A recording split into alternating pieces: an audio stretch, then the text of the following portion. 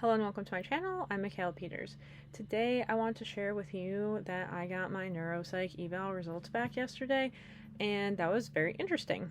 And because I care a lot about mental health and destigmatizing situations where people may want to and could get help to feel better, I want to talk more about my own experience.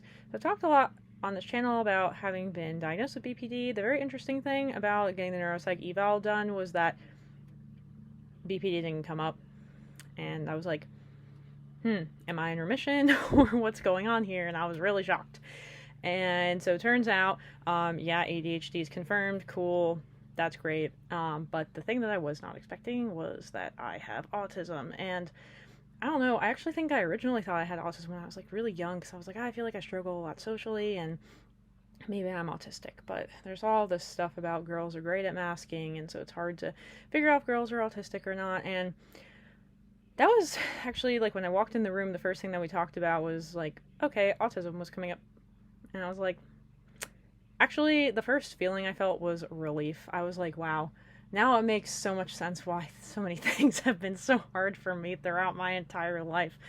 And yeah, then I was like, okay, I don't really know a lot about autism now. I can start learning about autism. And I actually think it's very ironic that, once I found out I had BPD, or so I thought, I just spent a year researching BPD, which, like, actually sounds like a very autistic person thing to do, because I just spent an entire year obsessively researching one thing. Yeah. I'm not that smart, but I'm not that dumb. I'm like average intelligence, which I was also kind of relieved to know, because I'm like, everybody thinks I'm really smart, and I just like don't see that myself. I always feel like other people get things so much faster, and it's like, yeah, I'd be in like the smart classes, but I was like, am I here because, really, I think I was there because I needed my attention to be held in some way, and if I didn't feel slightly challenged, I would get bored and disengaged. So that kind of makes more sense now I'm talking about that out loud. So where do I go from here? I mean, there are different support groups and stuff like that that I could maybe look into, and I think that that might be helpful. But this does really present an opportunity for me to work on treating my ADHD, which is, what I was actually hoping to get out of this. I was pretty confused about, not getting the BPD diagnosis, and a lot of that had to do with the fact that I have pretty stable identity, so I don't try to change myself around other people. I thought that made sense. So yeah, that was a primary reason. But I was pretty manic, according to some scores. And I was like, well, no, she was explaining that that could be related to ADHD, because like your mind is moving so fast, and yeah, that makes it like you have so many ideas that are coming to you that it's kind of presenting as manic. And I was like, yeah. I personally have pretty good, strong executive functioning. So I talk fast, and that's why it comes across to people that I'm smart. Whereas that's usually something that most people with ADHD struggle with. And apparently I'm not that bad at detecting like some social cues through the way people speak, but it breaks down when I go and I try to apply it in a real life situation where I have to interact with people.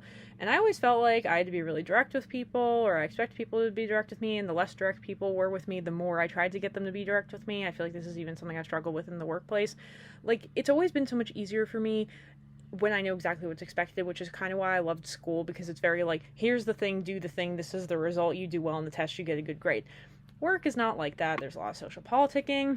And I was like, well, so what do I do, to like help the autism? And it's like, yeah, you just have to be more social. And I was like, okay, it's not that I don't want to be more social, but right now I'm so focused on my goals that I just want to achieve them. And then this is like my social outlet is having this channel where people comment back at me and then I read it. This is like my form of social entertainment.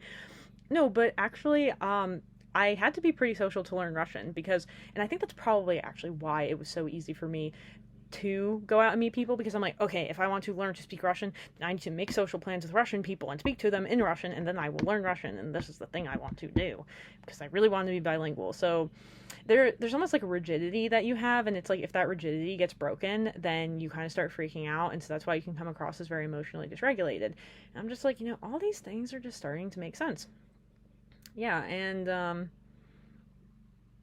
just like, I don't know, I just like, relief is the only thing I can think of. It, and with the neuropsych, it's like I was on a list to get this done like 9 or 10 months out from when I actually got it done, which was in June.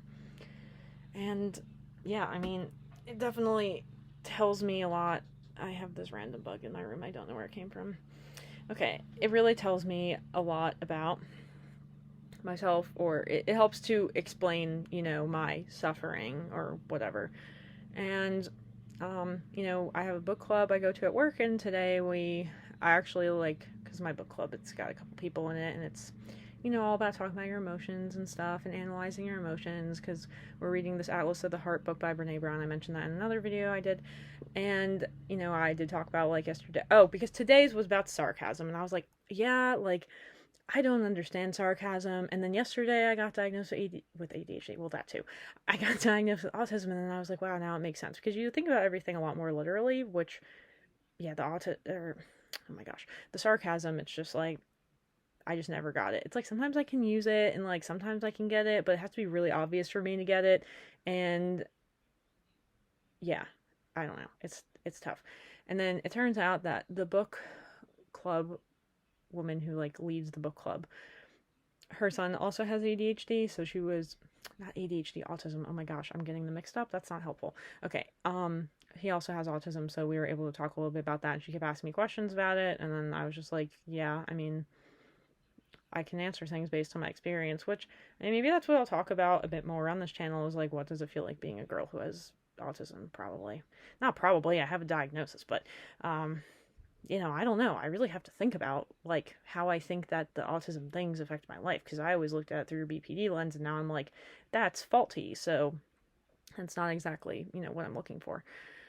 The ADHD thing obviously is more treatable with medication, but I can get some executive functioning coaching, I think. And although I'm a little bit confused by why I need that if that's what's intact, I think it can help you with being more organized, which I admit that I struggle with. And yeah, planning things better, executing planning. Although I think I'm pretty planned, jokingly again, not so jokingly. I have my whole life planned out for the next year. Actually. So I know where I'm going to be and when. So I don't know what else to really talk about here.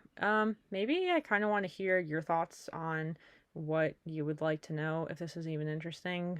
I had one person write to me at my email and be like, you do these not for us, but for yourself. And okay, maybe, I don't know.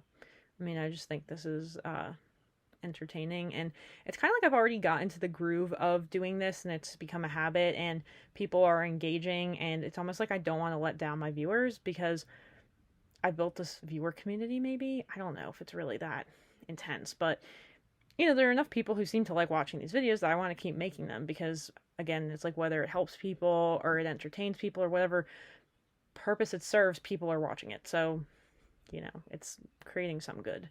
So I choose to dedicate the time I used to spend talking to people, now talking to myself in a monologue on my computer screen. Yeah. Okay. So I guess that's where I'm going to end it today, because I'm having a hard time figuring out how exactly you even get into explaining this. But yeah, I mean, it's kind of cool. It's kind of weird to say oh, I found out I have a disability. It's cool. But no, it's cool in the fact that now you understand why things are the way they are, and it answers questions. You don't have to wonder anymore. So it's you finally know the answer. It's like finishing reading a book and then getting to the end and being like, that was a good ending. It's kind of how it feels on this mental health journey to figuring out, what's going on with my brain. Because now it's kind of feels like I reached that end point where it's this is what's going on, and I can work with this. Yeah. There was a show I remember. So there are a couple shows on Netflix. One of them's called Love on the Spectrum. I'm not sure if anybody's watched that here. And the other one is Atypical, and both of them are about people with autism. And I just remember watching these shows, and they were so interesting to me, and me being like wow, I really can relate to these people. Or some of them were much more autistic than me, and I was like, okay, that I can't relate to as much. But there's always something that was very compelling to me about these shows, and now I'm makes sense. It all makes sense. Okay, so yeah, that's where I'm going to stop today. Again, I'm going on a mini vacation later this week. I have to figure out what I'm going to talk about tomorrow. I don't know yet. So please give me some ideas.